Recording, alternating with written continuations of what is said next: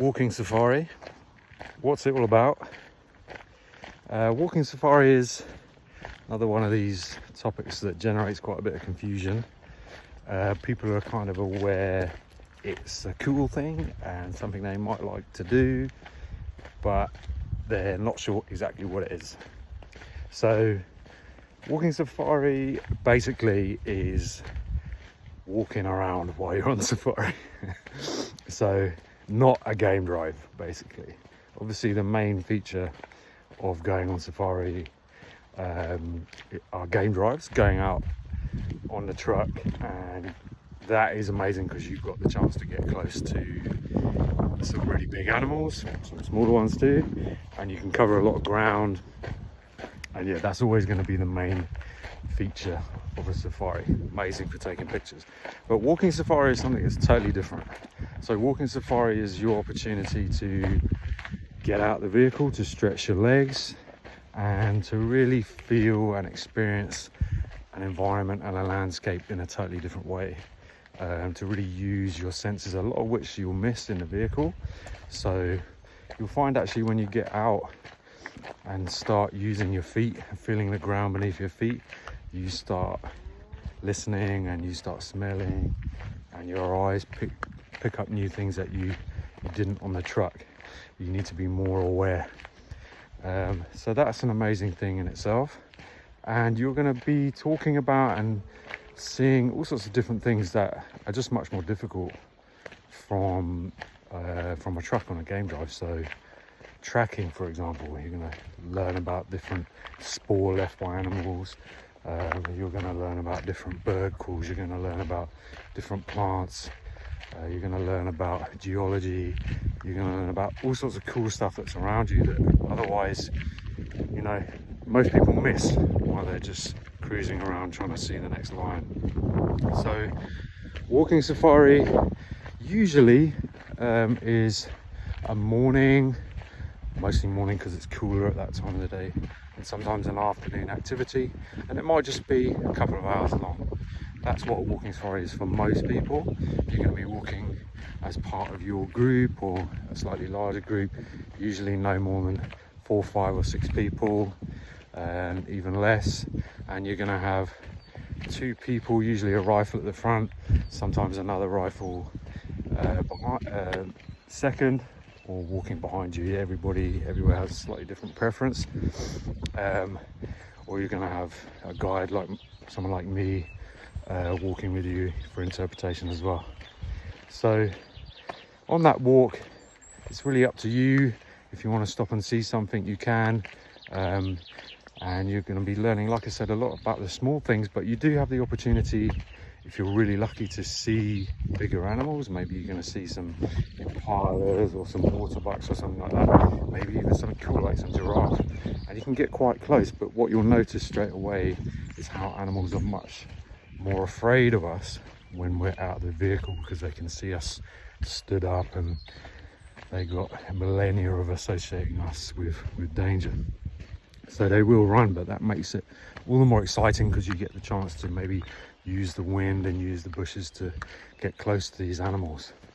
And if you're really, really super lucky, you might even get the chance to see one of the bigger animals or the more dangerous animals, maybe a buffalo, maybe an elephant, even some of the big cats sometimes.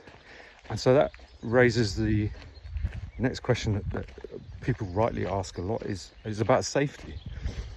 Some of these animals are big, some of them are dangerous with big teeth.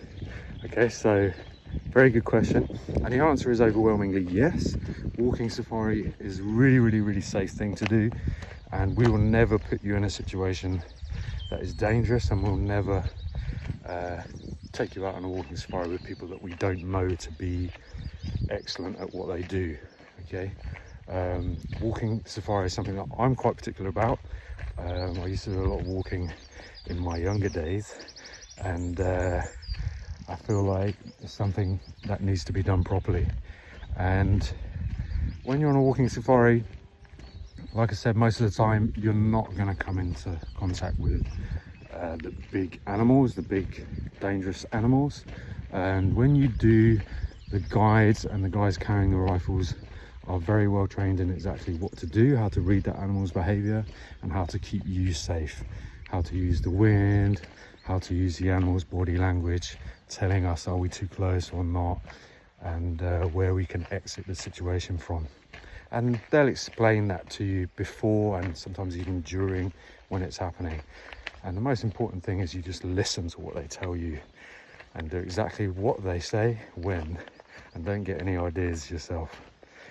So very, very safe thing to do. If you think about it, out there in the safari destinations across Africa, there's walks going out every day, all the time, and vanishingly rarely do we have any accidents happen. And you know, unfortunately they do very occasionally, and that's usually just a case of wrong place, wrong time, and not really much you can do. But I'd say you're safer on a walking safari than you are walking down the street in London or New York. So it's very safe, and something that we really, really highly recommend for everybody, even people who you're thinking not really sure, maybe you're a bit worried about your fitness, something like that. We can always adapt the walk for you, and it's not something that you should feel intimidated by, whether it's a fitness thing or a safety thing. It's really an amazing experience, and getting close to these animals in a vehicle is incredible, but there is nothing like standing and watching a group of giraffes walking in front of you, or walking through the forest as the sun's going down and you see the lake appearing through the forest in front of you, or even if you're lucky enough to get close to something like an elephant on foot. Really, really makes you feel small, and yeah, you can feel your heart in your chest, and it's really something incredible. And walking safari can be a lot of different things. Like I said, the most common thing, maybe an hour or two in the morning or the evening as part of a camp-based or a lodge-based safari. But there's lots of different things that can be organised as well, from more of a trekking style walk where you walk for multiple days at a time. It might be based from more of a kind of basic mobile camp. You can do that in Ruaha, you can do that in the Serengeti, you can do it in places like Igala that nobody's ever heard of. Something that's not really safari based, traditionally safari based, animal based. So a couple of years ago, for example, I walked down from Mpokai Crater in Ngorongoro Highlands all the way down to Lake Natron and Lake Natron Camp, which is unbelievable scenery, and you're walking with the Maasai guys up there, and it's really incredible. Pretty tough and hot, but unbelievable. Aldonyo Lengai up there, amazing. And then yeah, mountain treks, Kilimanjaro, Aldonyo Lengai, Mount Meru, Mount Kenya, all these things. Maybe you want to go trek with camels in northern Kenya for a bit.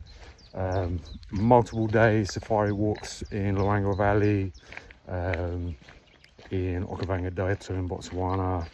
There's lots and lots of different styles you can do, and you can even build your whole safari around walking if that's really what you want to do. Okay, so walking safari, definitely do it with someone you're confident in, and enjoy it.